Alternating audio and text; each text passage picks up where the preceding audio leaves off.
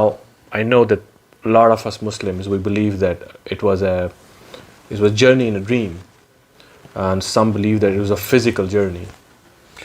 Well, no, most of the... what do we have to actually believe? Yeah, it's a good question. To understand Al-Kahf. Most of the people do believe, because they read, that it's a physical journey Prophet ﷺ is talking about. Otherwise, Prophet ﷺ saw many things in the dream.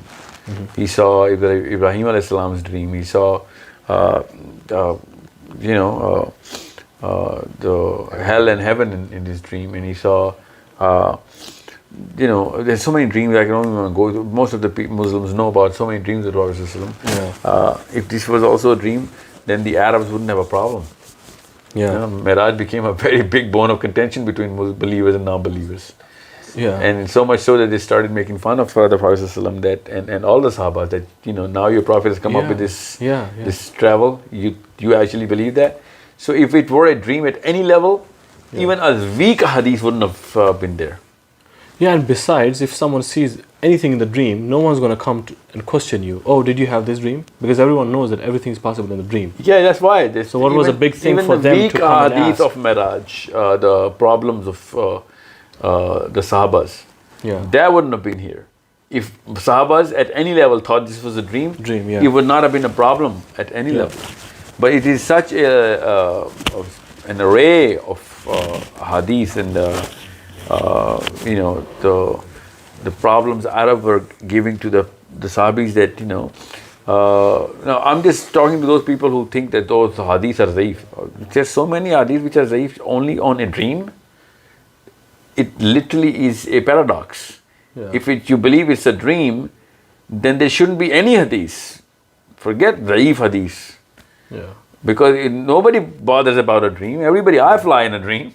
I've seen the sun and moon in a dream. I literally have. So nobody's going to think that they're going to ask my brother that, you actually believe Sahil, who had a dream that he was standing on sun, or the moon, or wherever.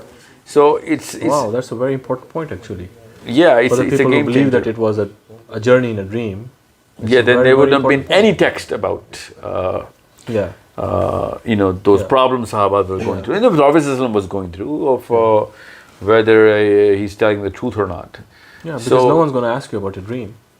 Yeah, let alone ask your friends. Yeah. Oh, why are you talking about this, man? Did your friend really had a dream? Yeah. So it's a problem. And the Prophet ﷺ, because there's so many hadith about this, of when they asked, the Prophet ﷺ told about that caravan coming in, and when is that caravan going to reach Medina. The Prophet ﷺ talked about Baitul Muqaddas at that time, and he was shown the whole masjid and the whole structure in front of him, and so on. And Abu Bakr Siddiq getting the title of Abu Bakr Siddiq. Where else do you think people who think Miraj was a dream?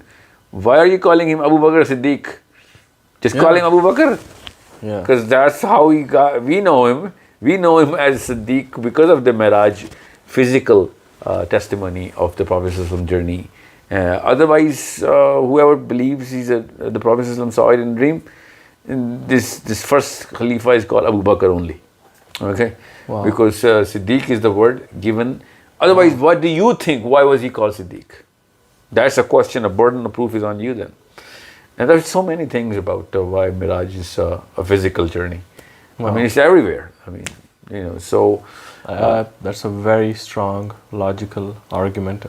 Wow. Yeah, so plus the word roya, which they think is the word of the dream, is a very recent entry in the Muslim psychology, that roya in Bani Israel is the dream. Even the roya in Arabic means to see. You know what I'm saying?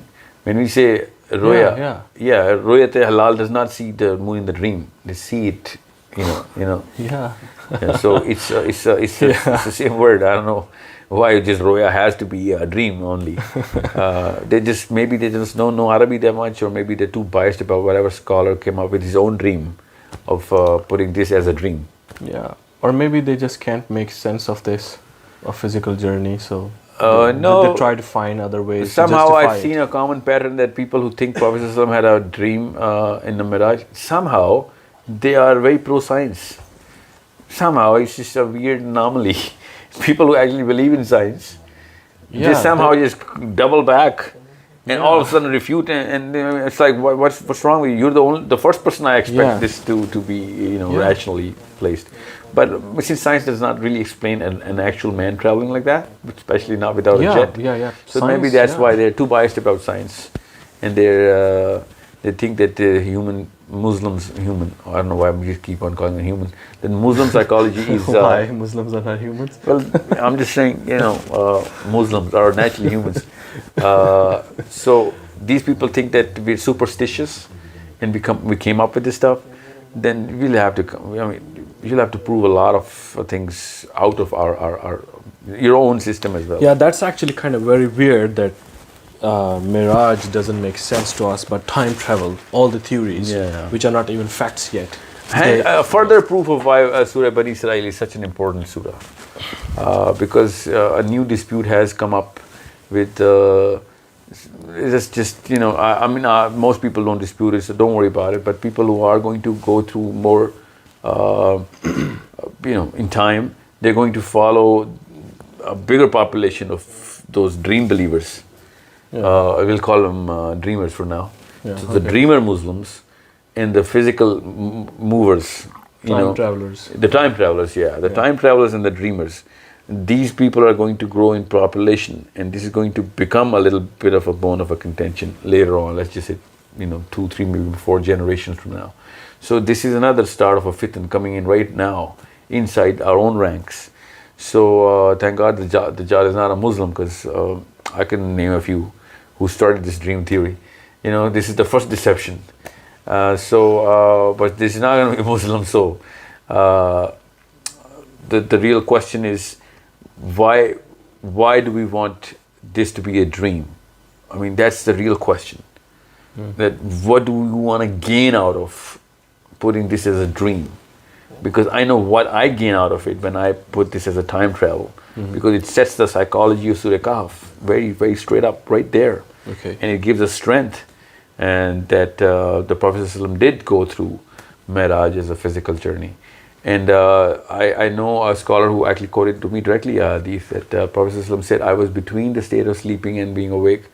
And when I saw 2 people coming in, felt 2 people standing on my shoulders, because he was on the floor. And they were standing up, and then one was Jibreel and one was his companion. And then the journey starts with the dialogue, and who is the third person with us? The second person is, this is Muhammad, the Prophet. And then they introduce each other, and then they start walking towards Kaaba, and then the Isra started. And this is what the hadith they use as to build up their case that this was a dream, because he was in the state of not sleeping, not of being awake. You know what I'm saying? Yeah. So if it said sleeping, then you have a case. We'll talk about the health of the hadith then. Yeah. But it doesn't even say sleeping. Yeah. It denies sleeping. Yeah. So you'll have to really, really come up with something better, because the rest of the whole Arabs didn't think that he was asleep. The Sahabas didn't think he was asleep. He had to give proofs of how physical it was. I guess he was even asked questions regarding. Well, you can describe everything. Well, in their defense, the dreamer's defense, you can still ask a prophet if he was dreaming, because he claimed to be a. But then there was like a caravan passing by at the same time. No, he but traveled. Let's just say I'm a guy who believes that this happened in the dream. Okay. Then I can still ask you this question, because you claim to be a prophet. Yeah. So tell us, because your dream is supposed to be true dreams. Weaker argument, Yeah. So, but still, since Arabs ridiculed the Prophet ﷺ, and Abu Bakr Siddiq, testified. So this actually goes to show really clearly that Arabs were not told that this was a dream. Okay, so we're moving to Surah Kahf now. Yeah, so, let's just from Bani Surah Isra wal Miraj, we believe that it was a physical ascension. No, we're not moving to Surah Kahf. We're actually going to stay on Surah Bani Israel, because there's so many things, and I'm going to drag you this. started time travel, That's Surah it's not Isra wal Miraj. Because. Sahil, I'm sorry to interrupt you here. There's a story about a caravan which Rasulullah saw during his journey to Jerusalem from Makkah. Because even if it's a dream, that cannot be such a there cannot be such a huge coincidence that he speaks to someone in the caravan in a dream, then he comes back. Can you please explain that whole story? Yeah, that's a very, very good point, because it actually has two deep meanings, this story. One is that the psychology of Isra is a totally different psychology that we have as Muslims. We think it was a road journey, even though it was not a road journey, because this story tells that that man. Well, let me tell you what the story is. Can you please tell the whole story? The Arabs asked the Prophet ﷺ that if you are so true, give us some proofs. And the Prophet ﷺ said there's a caravan that's coming in, and it's going to reach that certain day on a certain date and a certain time, and it did reach that, because the Prophet ﷺ saw how far that was. And not just that, during his journey, he saw that there was a man inside that caravan who had lost his camel. And Prophet ﷺ was looking from above, so he knew where the camel was. So he actually told that guy that this is where you should look.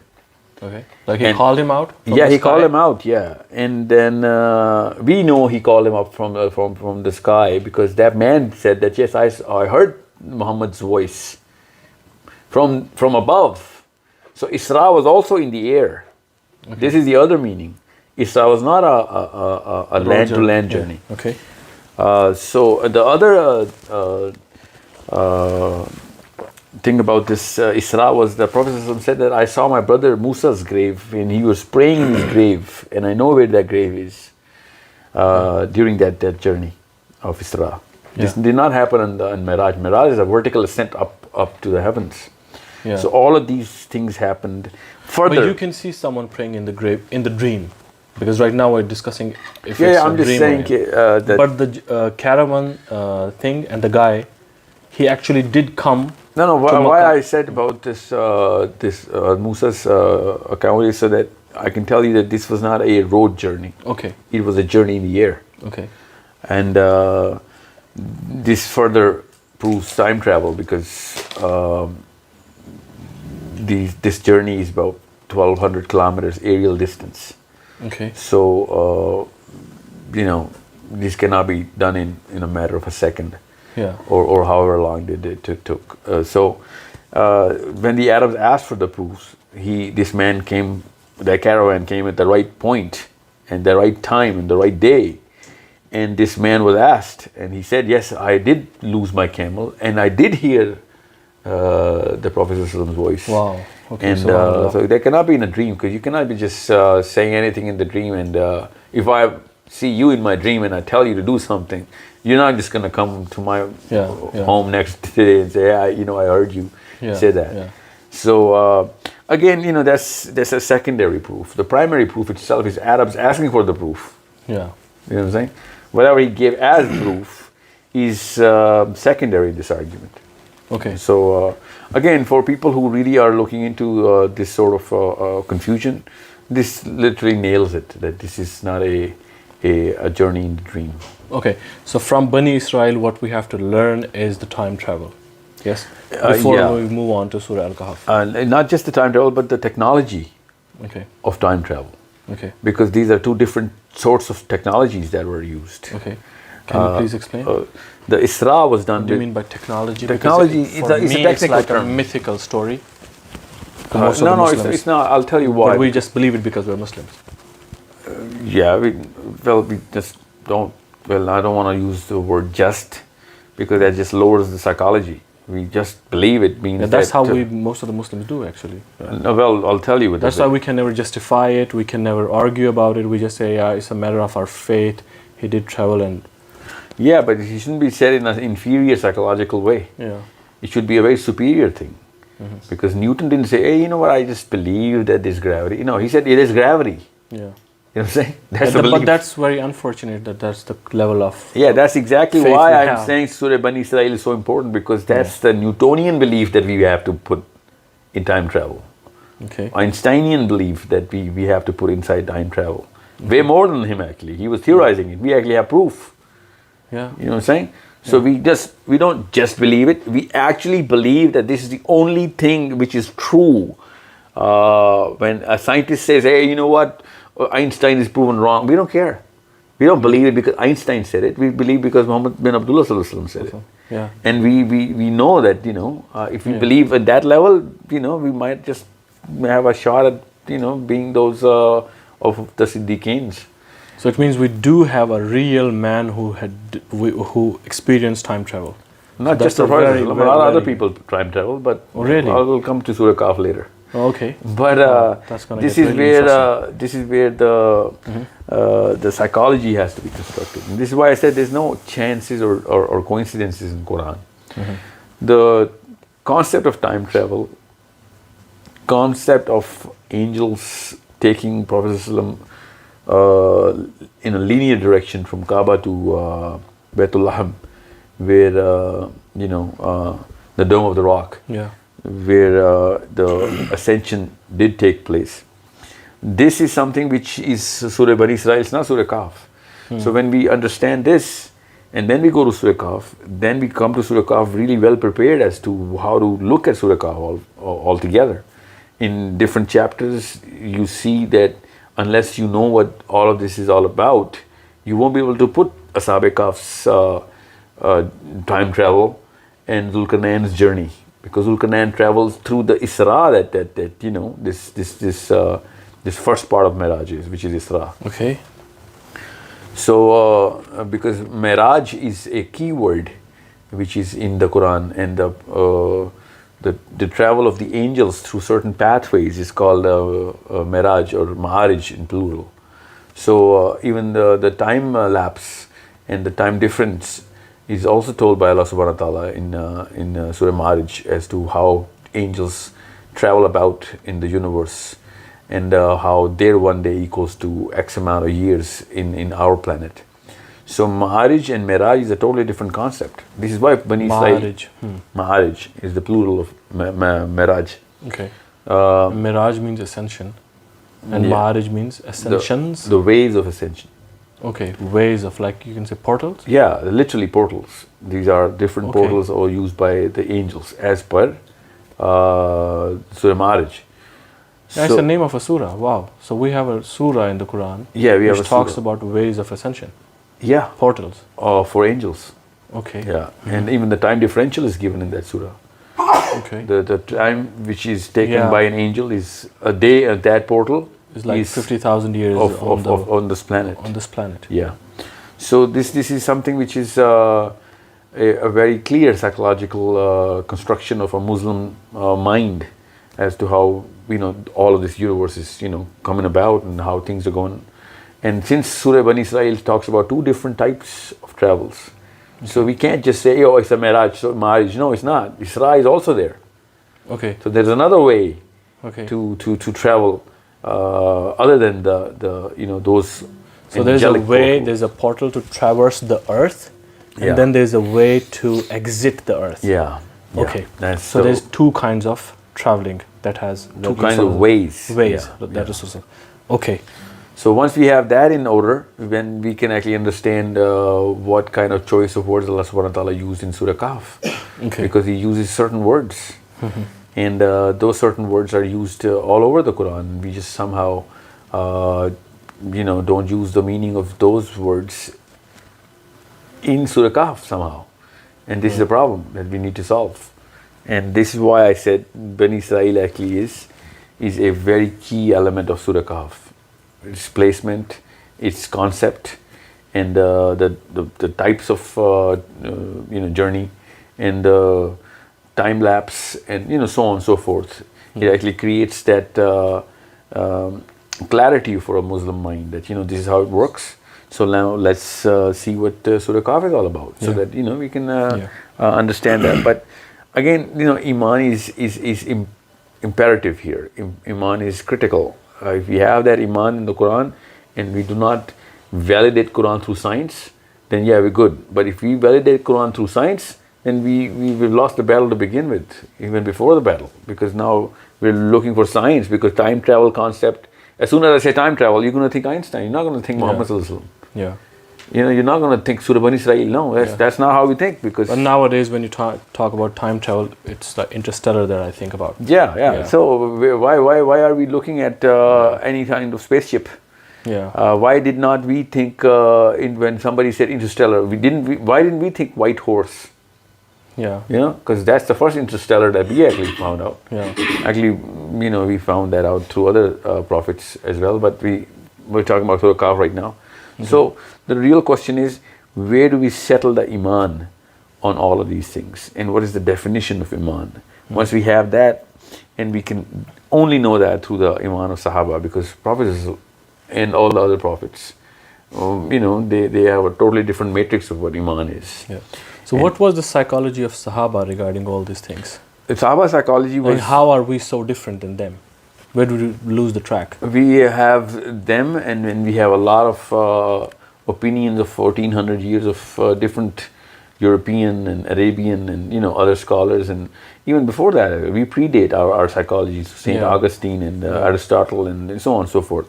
So the thought process actually is inherited through a lot of clutter of a lot of people's differential of opinion, and then we get lost in the middle. Even though it should have been a very linear track from the Sahabi to the current Muslim. And we were not told those stories, and whoever tells those stories, we have a lot of other people who are calling that superstition, even the Muslim ranks. Or your people flew, or your Sahabis were doing this and that, and all of a sudden Hazrat Umar had a karama, and Hazrat Abu Bakr had a karama, Hazrat Ali had a karama. Oh my God, where is the proof? All of these are weak hadith. That's not the point. Even if they are weak hadith, it doesn't really matter. I'm talking about the psychology of this technology and iman on this technology. This Sahaba had, and this is the definition of iman.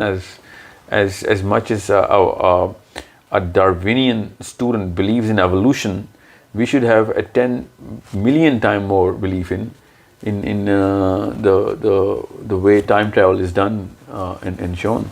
A regular human being in the planet actually has started to believe iman in Darwinian evolution. Even some scholars of Islam say that at some level evolution is there in terms of animals and not human beings. I don't know why they're confusing anybody. A horse was a horse when he was born a horse. A monkey was a monkey. There's no evolution like that. And even if there is some sort of evolution, it is on such a subcellular level that is insignificant, because it's a metaphysical concept. I'm not going to go in that detail, but I think that's not the topic, evolution here. But iman in time travel should be at the level of Abu Bakr Siddiq, nothing less. And even if Abu Bakr Siddiq did not have that sort of iman, I'm just saying for the sake of your understanding here, we shouldn't be relying on Abu Bakr Siddiq's testimony. We should be relying on Nabi Pak's testimony. You know what I'm saying? All of a sudden we think that since Abu Bakr Siddiq said it, so it's true. No, it doesn't matter whether Abu Bakr Siddiq, that was for his own good that he believed. We should believe as Sahil, Adeem, directly believing the Prophet's testimony. You know what I'm saying? I don't need a witness. That's against the spirit of Islam. We are not a Muslim if you believe in Miraj because Abu Bakr Siddiq said so. It's, a guy comes to Umar bin Khattab and he says, I need you to double check a case. I just, was not satisfied with the verdict. And Umar bin Khattab said, who handled your case? And he said, your Prophet handled my case. And Umar bin Khattab slaughtered him right there. That you coming to me to actually object and critically evaluate the decision of the Prophet. I heard from someone that it's a daif hadith. I don't care if it's a daif hadith, but I'm saying it's psychology. I'm using daif or ahsan hadith in a same psychological flavor. You know what I'm saying? He better have killed that guy. That's what I want. Because if a Muslim claims to be Muslim, he's critically evaluating Prophet, then I don't know what kind of definition of religion, forget Islam. You can critically evaluate Abu Bakr Siddiq and everybody else in the world. But you cannot critically evaluate the Prophet if we know that this is coming straight from the Prophet. I think there are more stories of Sahaba. I will tell you this kind of psychology. But what I'm saying is, this is the finest example that I can think of. If it were not a daif, if it was a daif hadith, which of course it is, I think this is the best hadith for knowing how iman should be. Yeah. You know what I'm saying? Let's just say, forget about this. These are two sahabis. My father says something, and my neighbor comes in and he says, "You know what? Your father is not a right man. I should be doing everything I can." You know, which I do. And how dare you think this or that about my father? Because I have that iman in my father. You know what I'm saying? Yeah. It's not just an emotional concept. Yeah. It is a very rational concept as well. Otherwise, my family structure is going to break. Yeah. If I start critically evaluating everything my father is doing. Yeah. An argument can be given here that what if your father really is wrong? Yeah. But we can't give that argument regarding Rasulullah sallallahu alaihi wasallam. No, what I'm not talking about Prophet ﷺ here. I'm talking about the psychology of iman here. Okay, the psychology of iman has to be really, really crisp. It is not something which is to be taken lightly. If the Prophet ﷺ is saying something, it is way more real than gravity. If I fall down, I'm going to get hurt. Okay, this is something which. Let me tell you a little story so that you can understand, because this is a real story. The Prophet ﷺ was coming into a caravan in which he looked at a horse which he really liked, and he wanted to buy that horse, but he did not have the money at that time. He said, "I'm going to pay you when we reach home," which is Medina. So they made a deal, and the deal was done. Okay, deal is closed. The horse is yours as soon as you pay me up. But as soon as the caravan hit Medina, everybody came looking for that horse. Look at this horse. And everybody, wanted to pay big money for it. As soon as he got more money offer, he all of a sudden backed out from the deal. The Prophet said, "Why are you backing off the deal, man? We just had a deal." And he said, "Do you have any witness for this?" So there's the Sahabi, Sahil, he was just walking by. He's a local in Medina. The Prophet says, "Sahib, come here, and I want you to bear witness to the deal we had." And this guy, he said, "How can you be bearing witness to something which you didn't see?" Yeah. So Sohaib said, "You're talking about a horse here, buddy? I actually bear witness to heaven. I haven't seen heaven." Wow. So I do bear witness that this deal happened, and I Subhanallah. you have to, Subhanallah. honor this deal. So this is the iman. This is the actual flavor of the iman. This is why I said this. These are the construction of psychology that the Sahabas had. Subhanallah. This is something which is so imperative for a Muslim to know. And this is why I said, if you do not know Surah Bani Israel's psychology, then you'll be falling flat on your face in Surah Kahf, thinking, there's nothing about Dajjal in here. How is this Surah going to save me from Dajjal? Dajjal is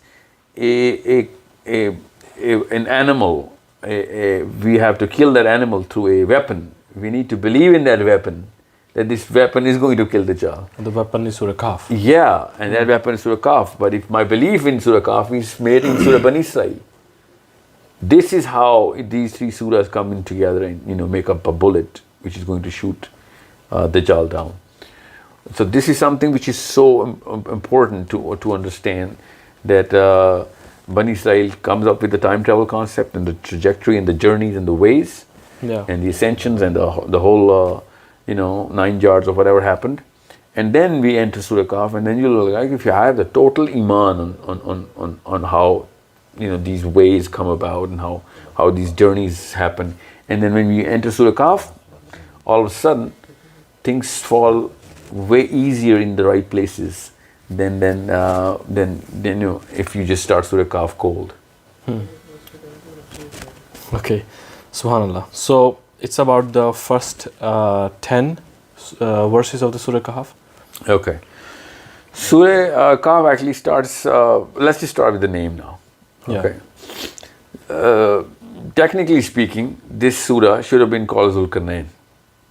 That's Okay. You're making a big claim. Yeah.